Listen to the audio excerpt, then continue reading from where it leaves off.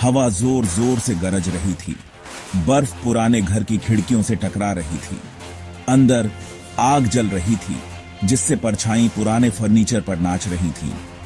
मैं अकेला बैठा था। मेरा दिल जोर से धड़क रहा था। मैं शिमला एडवेंचर के लिए आया था। मुझे बस डर मिला। यह घर, लोगों ने कहा, भूतिया था। लोग सफेद कपड़ों वाली एक रहस्यमयी औरत की कहानियां सुनाते थे जो हॉल में घूमती थी। उसकी आवाज खाली कमरों में गूंजती थी। मैंने उनके अंधविश्वासों का मजाक उड़ाया था, लेकिन अब जैसे ही तूफान मेरे चारों ओर बढ़ रहा था, मुझे डर लगने लगा। यह घर एक बड़ा सा विक्टोरियन हवेली था, जो एक खड़ी पहाड़ी के किनारे पर बना था। इसका कभी भव्य रूप अब पुराना और घिसा हुआ था। रंग छिल रहा था जैसे मरी हुई त्वचा। खिड़कियां खाली आंखों की तरह तूफान को देख रही थीं। उनका कांच बर्फ से ढका हुआ था। जैसे ही मैं अंदर गया, हवा भारी हो गई। सड़ांध की गंध और अनदेखी आंखों के भार से भरी हुई। हर कोने से मकड़ी के जाले लटके हुए थे और केवल आवाजें मेरे पैरों के नीचे फर्श के चरमराने और मेरे अपने दिल की धड़कन की थीं। घर एक कब्र की तरह था, अपने अतीत के भूतों से भरा हुआ। मैं अंधेरे कमरों में घूमता रहा।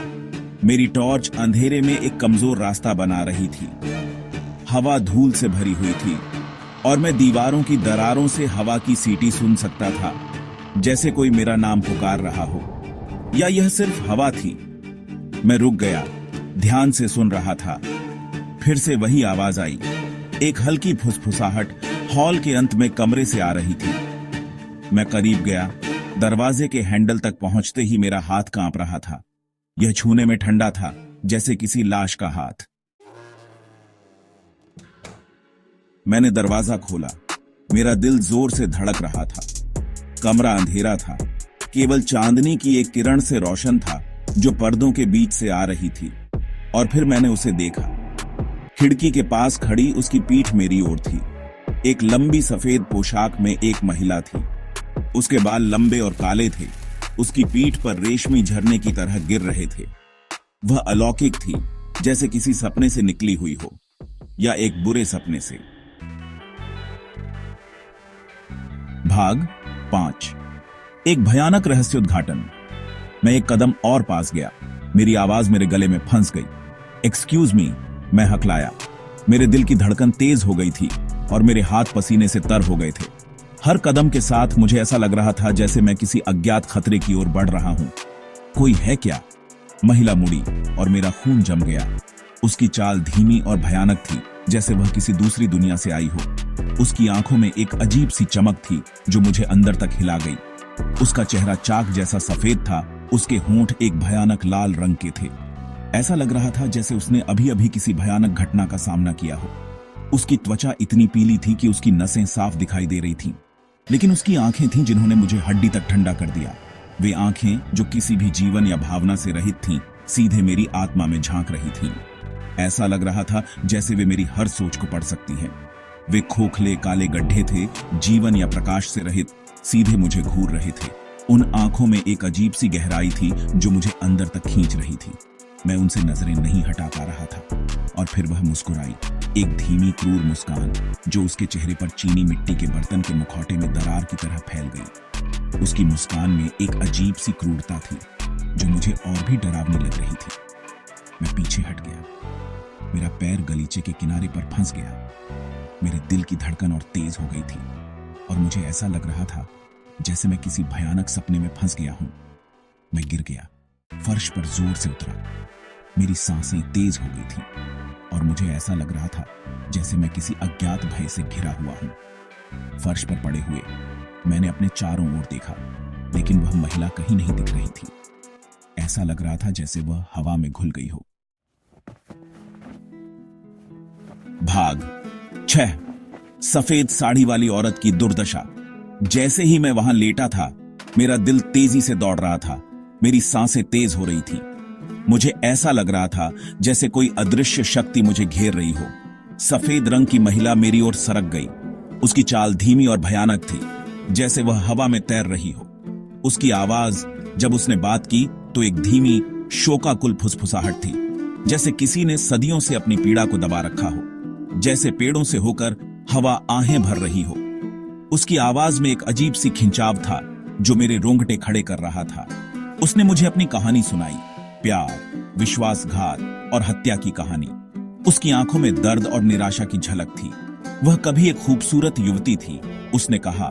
उसकी मुस्कान में एक मासूमियत थी जो अब खो चुकी थी। एक अमीर प्रेमी द्वारा उसका पीछा किया गया था।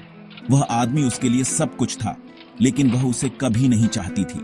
लेकिन उसका दिल किसी और का था, एक ऐसा व्यक्ति जो उसे सच्चा प्यार करता था, एक गरीब लेकिन ईमानदार आदमी का।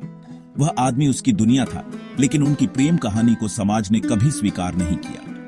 जब उसके प्रेमी को उसके रहस्य का पता चला तो वह गुस्से में आ गया। उसकी आंखों में जलन और नफरत की आग थी। उसके प्रेमी को मार डाला और फिर उस पर अपना ब्लेड घुमा दिया। वह चीख भी नहीं पाई। उसकी जिंदगी एक पल में खत्म हो गई। वह यहीं मर गई थी, इसी कमरे में। उसकी आत्मा अब भी यहां भटक रही थी, न्याय की तलाश में। उसके खून ने फर्श पर एक स्थायी लाल रंग का दाग लगा दिया था।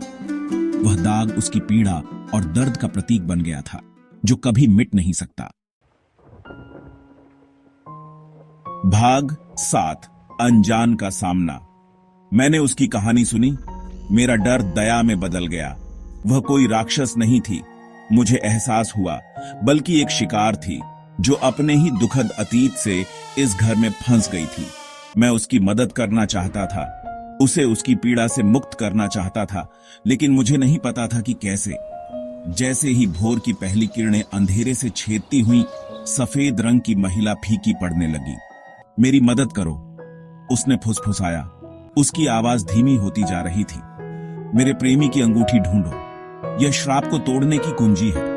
और फिर वह चली गई, धुएं के झोंके की तरह गायब हो गई। भाग 8, फंस गया। मैंने अगले कुछ दिन घर की तलाशी में बिताए, अंगूठी खोजने और सफेद रंग की महिला को उसकी भूतिया जेल से मुक्त करने के लिए बेताब था। लेकिन घर एक भूल भुलैया थी।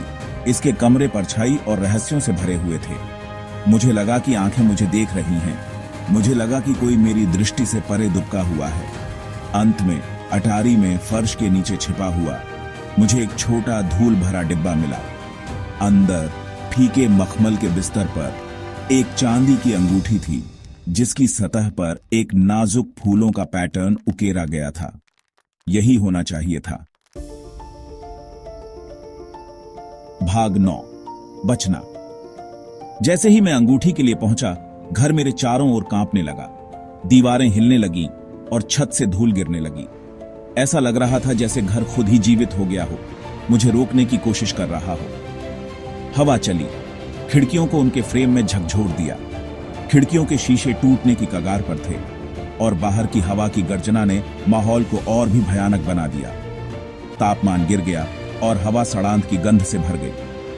ऐसा लग रहा था जैसे कोई अदृश्य शक्ति मुझे डराने की कोशिश कर रही हो, मुझे वहां से भागने के लिए मजबूर कर रही हो। मैं महिला की आवाज सुन सकता था, अब करीब, मेरा नाम फुसफुसाते हुए मुझे जल्दी करने का आग्रह कर रही थी। उसकी आवाज में एक अजीब सी बेचैनी थी, जैसे वह भी इस घर के खतरों से वाकिफ हो। मैंने अंगूठी पकड़ी और दौड़ा। मेरे पैरों के नीचे फर्श के तख्त अशुभ रूप से चरमरा रहे थे। हर कदम के साथ ऐसा लग रहा था जैसे फर्श मेरे नीचे से गिर जाएगा। जैसे ही मैं घर से बाहर निकला, तूफान अपने चरम पर पहुंच गया। हवा इतनी तेज थी कि मुझे अपने कदमों को स्थिर रखने के लिए संघर्ष करना पड़ा। बिजली चमकी, घर को आखिरी बार रोशन किया। उस पल में मैंने देखा कि घर की खिड़कियों में से एक में एक छाया थी, जैसे कोई मुझे देख रहा था। और फिर एक ओगलुष्णीय गर्जना के साथ घर अपने आप गिर गया, मलबे के ढेर में सिमट गया। ऐसा लग रहा था जैसे घर ने अपनी आखिरी सांस ली। सफेद रंग की महिला चली गई थी, आखिरकार अपनी भूतिया जेल से मुक्त हो गई। उसकी आत्मा अब शांति में थी और वह धीरे धीरे प्रकाश में विलीन हो गई। और मैं वहां खड़ा रह गया, भोर की ठंडी धूसर रोशनी में। पहाड़ी पर भूतिया घर के साथ मेरी मुठभेड़ से हमेशा के लिए बदल गया। उस अनुभव ने मुझे जीवन के बारे में एक नई दृष्टि दी और मैं जानता था कि मैं कभी भी वही व्यक्ति नहीं रहूंगा।